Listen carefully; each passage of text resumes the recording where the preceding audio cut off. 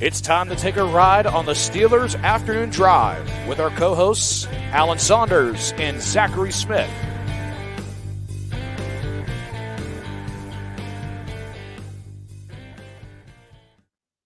Welcome back to an episode of Steelers Afternoon Drive. I'm Zachary Smith. That is Alan Saunders. Alan, how are we doing today? I'm good, man. I'm fired up. I'm ready to go. Got lots to talk about. I'm juiced. I'm jacked up. I'm excited. All right. Well, hey, I'm not going to try to, constrict you in any way. Let's just have a bunch of great conversation on here. Najee Harris is where we want to start with today's episode, Alan. And, once again, we really just got to thank social media, the power of social media during the offseason for just providing us topic after topic to talk about. And within like the same day, right? Like it's not even like we had to wait a full 24 hours after the initial thing with Najee Harris came out to then have a rebuttal from Najee Harris's camp about said first thing. But let's start there. It was put out on 93.7 today that somebody had tipped off Paul Zeiss regarding Najee Harris, saying that he had requested the Steelers not pick up his fifth-year option. He wanted to play somewhere else in 2025. There's a lot of things to that, but his agent fired back about that, which has been a whole separate thing that I feel like it's not just this off season, but I feel like it's really taken on an identity of its own with like agents just getting on X and firing back at people now. Like you saw with the Brandon Ayuk stuff. Now we see it with Najee Harris's agent. But, what did we make of this whole thing? Like we talked about, maybe there is some upside for Najee Harris's side to not have the fifth-year option picked up because he plays running back to hit free agency a year earlier. But in terms of like his desire to not be in Pittsburgh in 2025 and be somewhere else, like that is the part that I think they're pushing back on, right? Yeah. So let's just talk about the substance of the report for starters here. I think in general, there's always context to these things that sometimes goes missing in a small when you get a little small tidbit here, right? I don't get I've never got the sense that Najee Harris doesn't want to be in Pittsburgh. He doesn't want to play for the Pittsburgh Steelers. I don't think that's correct. However, I do get the sense that I don't think Najee Harris is happy or satisfied with the offers that have been lobbed his way by the Pittsburgh Steelers to this point. Okay. And I could easily envision a scenario where the thought process goes something like this. Hey, if that's the offer now, it's not going to get any better this year, in a year. Like, let's just get on with it. Like you said, let's just get to, if the offer is X and if the Steelers did offer him a long-term contract extension, which I assume they did, an amount has not been reported. But if the Steelers offered him X and Najee said, that is just so far away from where I would have to be to sign that there's no way in a year's time we're going to get together, then yeah, it would be better off for him to just move on, to just get to free agency a year earlier. So like, I don't think Najee Harris is itching to leave. I don't think he's agitating to leave. I don't think he's unhappy in Pittsburgh, but I can understand the idea of, well, look, if these sides are just very far apart and you're the running back with a short career, yeah, why would you want to waste another year in a place that you don't think is going to be a long-term fit for you? I said my first show back on Monday after, the news had broken, I would be extremely surprised if Najee Harris plays more than one more year with the Pittsburgh Steelers. Like, I think this is it. I really do. And so, if that's the case, why do you want, okay, well, it's going to be 2 more years and then that's it. Like, that's not better for Najee Harris. That's worse. So I think you can make a very good argument that Najee Harris should have, there is a scenario where Najee Harris should have wanted the Steelers to decline the option. I don't know that that's the scenario that played out, but it makes sense to me, right? And so, as with all these things, I think you got to find the truth in both places. It's usually where it is. But, I also want to talk about this trend that you mentioned. And the big thing, it really became a thing when it was Brandon Ayuk, right? And it was what is the guy's name who's not even really a reporter? John, is it Frisella? It's something along if that's John his real Frisella. name, because like nothing else about him is what he claims it to be. So right. I don't even know. NFL writes about the NFL, but didn't have a single article. Does not actually write about the NFL, pretends to have sources, does not have sources, does not actually report, is just a complete and total fraud. I am totally here for agents just yeeting these guys into oblivion. Like that is exactly what I would want my agent to do. That is exactly what agents should be doing. Forget those guys. Here's the thing. Paul Zeiss is not John Frescella. I've known Paul a long time. I know Paul knows a lot of people in this town. I highly doubt that Paul is just making stuff up. Do people get things wrong from time to time? Yeah, we're all human. But to me, it's a little disingenuous when you're talking about a real reporter, especially when agents either just refuse to comment or outright lie to the media all the dang time. Like, I guarantee you where this trend is going is that an agent is going to do this and it's going to be BS. Like, an agent is gonna dunk on some report somewhere and say, that's not true. You need better sources. And it will actually be true. That day, I don't know. I'm not saying that that's what happened here, but I'm saying it is 100% that day is coming where some agent is just going to go running his mouth on social media and he's going to be full of crap because they lie to us constantly. So, like, that is not necessarily a trusted source either. Yeah, I mean, I hear, especially with like this might not be the best situation to use because we just mentioned this John Frescella, if that is his real name, being a total fraud. But how funny would it have been if Brandon Ayuk responded to his agent on there and was like, "Oh no, I definitely did request a trade." Or something like that. You know what other situation I thought of too regarding like agents going off on X was right before the draft with Jaden Daniels' agent. Like, because of the way that Washington did the meeting, like there was that report that like they didn't like the way that they did it. It was bringing in a bunch of guys at once. They went to Top Golf. They felt like it kind of singled out people that wasn't catering to and stuff like that. And then like Jaden Daniels' agent was on X and did like the, basically the putting the hand over the face, like the face palm thing. And then people started running with that, saying like, does he not want to be in Washington? And that was like a whole big thing with Vegas because the Antonio Pierce ties leading up to the draft, just for him to end up getting drafted in Washington anyway. So then it's like, was the agent in on this smoke screen or something, or what was this? But it's just, yeah, like agents being on, and again, that's a completely different situation than like a trade or free agency type thing. But it's just, I feel like I'm seeing it more and more with agents popping off on X. Yeah, and like I said, like when it's just a totally obvious, like dude, a better example would have been the like random fan theory about Najee Harris getting traded to the Dallas Cowboys that for some reason people decided to run with that had no legs. It wasn't even real. It was just invented in somebody's head. Yeah, you want to dunk on that? Great. I think when you're talking about someone who's an actual reporter that does have actual sources, I don't know. I think I'm not sure that we should, as the consuming public of that content, I'd be like, yeah, you sure? Like 100%? Like really? Okay, all right, that's where I'm at here. Now, like, it would be irresponsible, I guess, on the agent's part to not do so. But with him, like, does the agent know who Paul is? Like, or is it just he sees that he's not even like figuring out that he probably not. They mostly just ignore us even when we ask for stuff. So like, and Paul doesn't cover the Steelers like I do, so I'm sure he's not out there like texting agents all day long. But yeah, I mean, I don't know. There's a level of disingenuousness to that I dislike greatly. Yeah.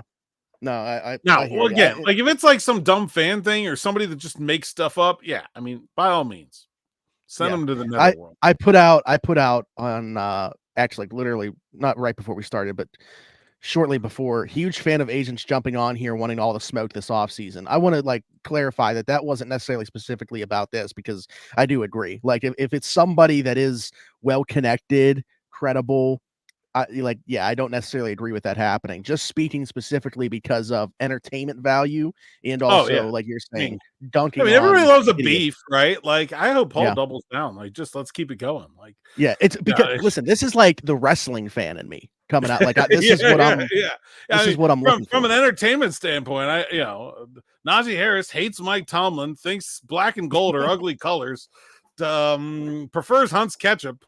Gets his fries on the side at Permani's. Yeah, there you go. Right. Yep. Doesn't drink Turner's tea. Isley's chip chopped ham is a no-go. Everything that you can think of. Yeah. But Alan, this is funny that like we're having a running back conversation to kick this off, because prior to even knowing about any of this, you said you wanted to talk about a specific question that got asked to us on YouTube on a couple episodes ago, and it just so happens to play into the running back conversation. So I got it pulled up right here. We can dive into it. By the way, shout out to Mr. JK54321. I want to know if there's somebody that watches or listens to every episode, please let me know on this, because I'm always curious with people that have like so many different numbers after. How do you decide like when to stop in terms of the amount of numbers that are after, like how many numbers you're going to have in your username? I used to do the other thing was be like just 23 because it was my favorite number. If you're like somebody 5+ numbers, why? Like, what is the significance? So, Mr. JK, if you can let me know on that. But he said there's a lot of talk about how different offensive linemen or running backs are better fits, different types of run schemes, examples, zone versus gap versus power. Did you explain the difference between those and what makes linemen or backs better suited for one or the other? Yeah. So there's a lot here, and There is a I lot guess here. we'll start with what's the difference between gap and power is just a form of a gap run, gap and zone. So the fundamental difference is that in a gap run, each offensive lineman has a specific jersey number assignment on the defense. I'm going to block that guy. You're going to block that guy. You're going to block this guy. In a zone run, you just block an area or the person that is in the place where you are supposed to go. So in a zone run, oftentimes you're going to see the offensive linemen all take their first step together. They know where they're going. They don't need to react to the defense at all. They're just moving in tandem. You sort of get this like moving wall effect, right? Where everybody just kind of flows down the field together. Also, a sort of hallmark of zone runs is at some point, the idea of all blocking is to get somebody to the second level, right? Like you have 4 usually down linemen or people that are committed to stopping the run. You have 5 linemen. Somebody's got to get up, right? Somebody's got to get to the next level. And in a zone block scheme, that is usually what's called a reach block, where let's say Smitty and I are the guard and tackle on the right side, and we've got one 4-eye tech defensive end. Cam Hayward is standing right over my shoulder, right in between us, right? Okay. So the play is going to come on the right tackle. Play is going to come around me to the right. Okay. I am going to block Cam Hayward with my left hand, and Smitty's going to put 2 hands on him, and we're going to try to move Cam Hayward back. And then as we start to move Cam Hayward back, I'm going to disengage. I'm going to go up. I'm going to try to pick off Cole Holcomb coming across the top so that we not just block the linebacker or the lineman block the linebacker, and we create a 2-level hole. Okay. So that's a reach block.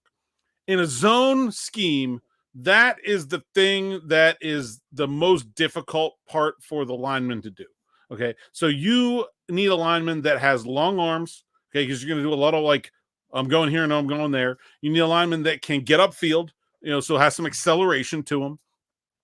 And then, you have to have someone who is like just agile enough to, you get up there in space, you're moving forward. You would only be able to get your block up there, but it is not necessarily like an athletically demanding offensive line scheme in general. But that's what you're asking your offensive line to do. Most of the time, you're blocking the guy in front of you. You're just moving as a unit. It definitely, there's a lot more double teams. There's a lot more like 2 guys working together or 2 guys that have to work side by side.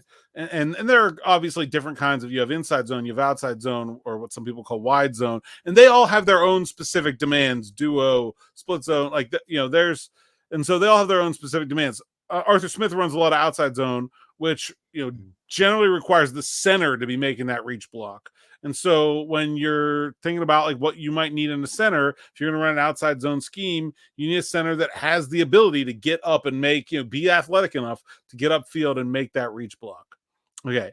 Gap is man-to-man. And the way that it works is you block in a direction as a line. Okay. And then you're going to usually in gap pull, which means you're going to have all the guys going this way, Okay, our whole line is going this way, and then all of a sudden, Smitty is going to flip out and turn the other direction and kick backwards. Okay, and that's how you create two linemen going different directions. Okay, and you want the running back to go between their butts, right? You want to make the hole with arms out, and then you create a lane, and so you turn your linemen against the flow of the play to create that. So you have traps, you have power, you have pulls. Those are all. You have whams, all of these kinds of blocks are man to man. I'm going to block that guy. And then you have to get yourself into a position. So gap requires significant athleticism for the guards or for anybody that's going to pull. You can pull with tackles and centers too. Steelers used to pull with Ramani Dawson all the time. It's more difficult to pull as a center than a guard, but you have to have athleticism to pull. You have to be able to get around the end. And then you have to have the contact balance to hit and deliver a block while you're running full speed. Zone blockers are not running full speed. They're kind of marching up the field like this. Pullers, you see a puller, he's just got big old guard flying around the end, about to hit an offense, hit a linebacker and go like flying into space. Like it requires a different sort of skill set. And so, and then the running backs are different too. Some guys like that type of running where they know exactly where they need to go on this play and it's not going to change. I'm going to follow the hip of number 68. Some guys like to use their vision and let the play give them multiple options so that they can pick and hunt and Le'Veon Bell, right? Sit there and look and see and skip where you want to go. And so that's the difference between gap and zone, as best as I think I can describe it. There's lots of places on YouTube that can go far more in depth than that with film and all that stuff. And actually, Derek Bell is working on some of that stuff with regard to the Arthur Smith scheme for his channel later this offseason. Yeah, specifically for Arthur Smith and Steelers stuff, stay tuned for that with Steelers DB. But I would also tell people one of my favorites, Brandon Thorne. I think he's as good as it gets when it comes to offensive line stuff and teaching it. So that would be another resource that I would point people to if you're looking to learn more about this. But Alan, then I think the other part of this conversation to try to bring it back to the running back that we were just talking about, Najee Harris, is like his fit with a lot of the stuff that Arthur Smith's going to do. And I know that we've had that conversation, like marrying the two things together, like how much of it is going to be things that the Steelers were already successful at prior to Arthur Smith getting here. And then it's going to be like, what did Arthur Smith do well? And how do you kind of blend the two together and make these pieces fit? So I think one of the things that happened last year was that as the season went on, the Steelers really found a nice rhythm in finding which plays their respective running backs were good at. They got a lot of success with Najee Harris running more gap stuff. And I think he is a running back that is more comfortable with that kind of thing. And it's maybe not necessarily like a body style or an athleticism thing. I think it's mostly just a playing style and a comfort thing. I used to remember talking to James Conner. He always said like it didn't matter what, like, but he wanted a lead blocker. Like if you're going to run zone, he wanted a fullback. Like because he just liked that, like that was something he was very comfortable with.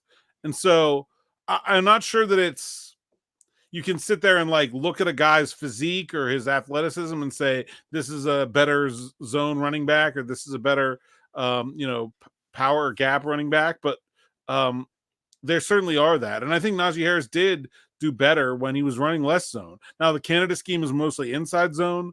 The Smith scheme is mostly outside zone. So it is a little bit different. But I think Jaylen Warren feels more like that kind of cut back style running back that has had success in zone schemes. I do think that if you look at the way those two guys line up, like I think if they run mostly what Arthur Smith ran in Tennessee and Atlanta, I think it's a better fit for Jaylen Warren than it is for Najee Harris. And I think I'm very interested to see how much of that old Steelers offense they keep just for Najee Harris, because I think it's going to work. And look, Pat Meyer and Mike Sullivan and Eddie Faulkner are the guys that were calling it last year, so they're all still there. All the pieces to run that offense still exist. So I think we're going to see an interesting marriage of the two. But if you're Najee Harris and you look at what this offensive coordinator has done in the past, I think it is reasonable to sit here and say, I don't know if this guy is the best fit for me. I think that's a reasonable feeling if Najee Harris has it. So you're talking about from Najee's point of view, looking at how things are going to be. That's an interesting perspective, because we kept looking at it from I think the other side of things, like the team trying to figure out how it's going to be. Like that was a big conversation, like not pick up the 50-year option. Is it just to see, we don't know what these guys are going to look like in this offense. Let's get a look at it. But I wasn't even thinking about from the player's perspective, looking at it from the outside, like going back and watching the film of this offense, like, oh, okay, they do things a lot differently. How's it going to translate for me? Yeah. Yeah. I mean, if I was Najee Harris, I would be a little concerned about the fit in this offense. I don't think that's irrational or wrong to feel that way at all. I think that's very normal. And so I do think that they will keep some of that stuff, just like when Matt Canada came in, they kept a lot of Randy Fichtner plays because Ben Roethlisberger liked them. Like, it's not that hard to do. But, I think in your ideal world as a player, you would play for a coach whose vision lines up with your ability, right? Like, I mean, that would be more what you would rather have. If you're talking about signing a long-term contract somewhere, I think that probably matters. Yeah, absolutely. One of the more there's so many intriguing things about this football team that I just can't wait to see what things start to look like in camp and all the reports that come out of it and the way things are shaping up. Just because, you mentioned things that they were good at. Still have Pat Meyer here and Eddie Faulkner, who are obviously big pieces of that. And then 3 of the offensive linemen that they ended last year with. I know, Zach Frazier's going to be a new piece, as well as Troy Fautanu. But especially say that, Dan Moore does start out of the gate, say that there's a world where that happens, then you're talking 4 of the same pieces on the offensive line to start. So I think it is interesting to see how this is all going to blend together. But yeah, and I don't know that I have a good sense as that what this offensive line is going to be better at. I felt like the Steelers offensive line last year was better at the gap stuff than the zone stuff, but we haven't seen a lot of wide, I don't know. I'm not sure we have a good answer as to what this line, first of all, even is going to look like. Well, left tackle to right tackle. And then second of all is going to be better at than the other. Yeah, absolutely. Did you have more stuff regarding Najee, the run game, anything like that? No, I don't think so. I know we wanted to talk about a wide receiver doing a tour of the entire NFL. It seems like besides Steelers, was there anything besides that was still on your agenda? Michael Strahan. Well, okay, yeah. Which one do you want to do first? I don't know which one's going to be more time consuming because that was a whole going to be more time consuming. Okay, well, all right. Zay Jones, free agent wide receiver, who, if you're looking at free agent wide receivers that are left, I mean, one of the few that can play on the outside, so it would certainly make sense for the Steelers to be targeting him. But it seems like he's going to just go around and visit with every single team that isn't the Pittsburgh Steelers. He's visited 4 teams already. We will see if there's a 5th one coming to. I joked about it, like I can't wait to see who he's visiting with tomorrow. But 1/8 of the NFL so far he has met with since being released by the Jacksonville Jaguars, and not one of them is the wide receiver needy Pittsburgh Steelers. Yeah, so to carry out our Omar Khan prom metaphor to a hilarious extreme, Zay Jones is a pick-me girl, I think, is basically what we've established here. And if you don't know what that means, ask your nearest teenager. They will explain it to you. But look, the Steelers don't want him. Very clear. He's met with everybody that could possibly want a wide receiver. So I don't think that's going to be the answer. We shall see what it is. He's got a selfie stick ring light. He's posting his best possible pictures on Instagram, 10 filters, and he can't get the Steelers' attention no matter what he does. Yep, 100%. Everybody else, he's checking his DM requests every day, hoping to see something. From the Steelers, and no bite. Not even from Omar Khan. Yeah, left him on red. Yeah. Alan, the other thing that we want to talk about, Steelers fans for like a few minutes yesterday were making the case that TJ Watt actually has sole possession of the sack record. Michael Strahan is not tied with TJ Watt because there was a miscalculation. He was given credit for a sack that he should not have been given credit for. Yeah, so this is fun. I like this stuff. I like this is like a whole thread. Yeah, like I appreciate the effort. This is right up my alley. Like I appreciate the attention to whatever. Like that this guy's like, oh my god, this is a fraudulent sack from 2001. Like I'm here for that level of like what was he going back and watching that for? Right, that's that is a sicko's level like that I really subscribe to. Did you see Brian Baldinger was like randomly watching a Steelers James Falcons? Harrison. Yeah, like Yeah. I was like, what is he I possibly love it. doing on a Yeah, Thursday? like so I feel bad about like telling this guy is wrong because clearly this guy has some ballage, right? Like this guy loves some Yeah. football. If he is watching random Dallas Cowboys, New York Giants games from 2001 and being like, "Oh yeah, look at that." So first of all, shout out to what I don't even know that he's given his name. He's like Jags 09 I'll or find it. something. I'll find it. Jaguar Gator 9 Yeah. NFL on Yeah. X. If you want to check it out. So basically, there's a play where Clint Sterner, who was the quarterback for the Dallas Cowboys, runs the ball from the pocket and gains a half a yard before he is tackled by Michael Strahan, and the play is credited as a sack. And this guy's like, look, he gains a half a yard. It can't be a sack. This is a mistake, and TJ Watt should have been the rightful single season sack champ as a result. So it's very interesting why that is wrong, or at least it's interesting to me. And this is going to get super football nerdy, and I apologize ahead of time. So when you watch football and when you play football, the ball is spotted exactly where it is supposed to be. Like exactly where the ball was when the guy's knee touched down. That's where we put it. Exactly where it's, that's where the ball is supposed to go. But in the stat keeping world, there are no partial yards. You are either on the 2 or the 1. You are never on the 1.5. You can't gain a half a yard on a rush. Okay. And the way it has to work is there is no 0 yard line. Okay. If your ball is touching the goal line, it's touchdown. Okay. So if the ball is anywhere from 1 millimeter short of the goal line, okay, to just touching the 1 yard line by 1 millimeter, that is all the 1 yard line for stat keeping purposes. Okay. So if you gain 2 feet, 11.999 inches on a play, that is no gain. As long as you don't cross a yard marker. Okay. As long as you just were touching the 1 and you didn't quite get to the goal line. So on this play, the ball is snapped. It's on the 44-yard line. He gains a half a yard, clearly, maybe more than a half a yard. You could maybe argue that the spot is a little ungenerous, okay? But it's spotted as a half a yard gain in between the 43 and the 44.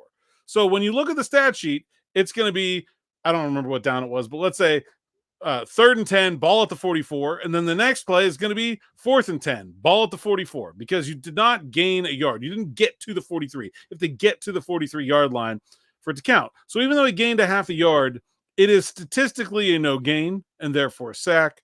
And this is something that the NFL, not only is every NFL statistician very well aware of, but the NFL actually goes back and looks at this every game and rewatches the tape. And then Elias Sports Bureau, as an external check, does the same thing. And if they find them, and if there's a dispute between a team in the league, Elias Sports Bureau actually acts as the arbiter for like who was right. Okay. And so there's no way that kind of mistake would, even in 2001, would have gone undetected. Not to say they don't get things wrong, but usually when they get things wrong, it's more of an interpretation where they said this and maybe I disagree. And I think all Steelers fans can think straight to, in the same vein, the play where TJ Watt sacks Tyler Huntley of the Baltimore Ravens, and it is ruled not a sack because he did not receive the fumble, and the NFL, or did not receive the snap before fumbling it. And so the NFL called that a rushing play and therefore not a sack. That's a judgment call. It's a judgment call as to whether he established himself as a passer. But the other thing is black and white, nothing to, it was not wrong. It was correct. And there's nothing to argue either. What a shame. But yeah, I mean, that's why you don't see that you see only whole numbers on yardage. Like, I have argued, maybe not on this show, but I have argued in the past that the NFL should spot the ball the way it stat keeps. That they should just do away with half yard. Everybody complains about the chains. You could do away with the chains if you did away with inter-yard spots. Like if you didn't get to the 3, then you're at the 4. Like everything just only operates in whole numbers. I think it would work better. I think it would be easier to spot the ball. It would be easier to review a spot because you could just run the laser line like they do for the first down, and you can see whether he made it to the 3 or the 4. Like it'd be very easy. Now you're not dealing with inches anymore. You're only dealing with did he get to the yard line or not. I don't know. I think it would be better. I would love to see like the UFL or somebody try that because I think it would really make spotting the ball and the process of determining the line to gain and first downs and all that stuff. That's so. I mean, look, how many times have you seen it where it's like a crucial like fourth down spot and the linesman just walks up with the ball. He's like, I don't know about here. And then they're going to measure. And you're like, why are we like, you're just, he's 2 microns short, turnover, game over. Like, what? Bring out the index card. Yeah, the guy was just out there like, I'll put it about here. Like, it's such an imprecise process. And then we try to like apply a precise measurement to it. So stupid. I think it would be so much better. It's like, oh, did he make it to the line? No, he didn't make it to the line. Okay, then it's at the last line. It's either first down or it's fourth down. I think that's so much easier. I don't know why no one has adopted that. Definitely. That's in the UFL. That is the guinea pig now. Yeah. So let's see what it could look like if they do that. Not a bad idea. I don't know. I mean, why not make life easier on these officials in any way that we can? Yeah, and maybe you could make an exception for within the 1 yard line, so that you could like truly get to like the inches down to the goal line. But everywhere else, like it makes so much more sense. Yeah, absolutely. All right. Well, I'll sign the petition. So make me commissioner. Send it my way. All right. Anything else, Alan? I don't think so. Lots of good stuff at SteelersNow.com. A great story from Chris Ward about how the Steelers almost drafted Jerry Rice that I had never heard before. The one that got away. Yeah, right. Roman Wilson is going to the NFL rookie premiere in his fabulous, as Smitty will say, the next Jerry Rice, number Roman 10 Wilson. jersey. Yeah, I mean I saw, and I don't get me wrong, I agree that expectations should probably be tempered. That was my mindset. And then Roman Wilson picked the number 10, and I was like, okay, well, never mind. That's Hall of Famer. the expectations need to be heightened now with him picking number 10. But yes, go read the stuff. Alan, tell the people where they can find you. Saunders_PGH, PGH Steelers Now, SteelersNow.com. Like and subscribe to the YouTube channel. The little bell. And hey, if you're excited about Paul Skeens or you want to complain about the Pirates, our baseball site, Pittsburgh Baseball Now, run by the dear John Parado and Danny D'Amelio and Griffin Floyd. They have their own YouTube channel now, Pittsburgh Baseball Now. So if you're into that kind of thing, which I know Smitty is, and I am, go check it out. Give those fellows a like over there. They're just getting going. And eventually, they're going to have their own version someday. No promises, but of this podcast. That's the next evolution of the Sports Now podcasting family coming. And there's more stuff coming here on the Steelers, but I'm not ready to tell you about that yet. There's not a better time to jump in on the Pirate stuff too. Like what a time! Literally 2 days from now, Paul Skeens making his MLB debut at PNC Park against the Chicago Cubs, and I'm excited to see the content that they put out from that. So Merry Skeensmas. Yeah, that doesn't sound that great, but I mean, we got to roll with it. Like Alan said, like, subscribe, hit that notification bell here. Hit us in the comments with your thoughts on anything that we talked about today. It was a great discussion, or questions for a future episode. Leave us a 5-star review and subscribe if you're listening somewhere else, Apple, Spotify, wherever you get your podcast from. You can find the afternoon drive there. So be sure to do that. I am Zachary Smith, PGH. You can find me on all social media. For Alan Saunders and myself, thanks for jumping in. Take another ride on the Steelers afternoon drive.